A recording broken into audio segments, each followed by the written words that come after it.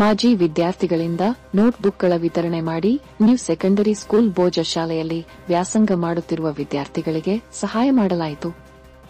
ನಿಪ್ಪಾಣಿ ತಾಲೂಕಿನ ಬೋಜ ಗ್ರಾಮದ ಲತೆ ಶಿಕ್ಷಣ ಸಂಸ್ಥೆಯ ನ್ಯೂ ಸೆಕೆಂಡರಿ ಸ್ಕೂಲ್ ಬೋಜ ಶಾಲೆಯಲ್ಲಿ 1999-2000 ಶೈಕ್ಷಣಿಕ ವರ್ಷದಲ್ಲಿ ವ್ಯಾಸಂಗ ಮಾಡಿದ ಮಾಜಿ ವಿದ್ಯಾರ್ಥಿಗಳಿಂದ ಶಾಲೆಯಲ್ಲಿ ಪ್ರಸಕ್ತ ಸಾಲಿನಲ್ಲಿ ವ್ಯಾಸಂಗ ಮಾಡುತ್ತಿರುವ ವಿದ್ಯಾರ್ಥಿಗಳಿಗೆ ನೋಟ್ಬುಕ್ ಮತ್ತು ಪೆನ್ನುಗಳ ಹಂಚಿಕೆಯನ್ನು ಮಾಡಿ ಸಮಾಜದ ಮುಂದೆ ಒಂದು ಒಳ್ಳೆಯ ಆದರ್ಶವನ್ನು ಇಡಲಾಗಿದೆ.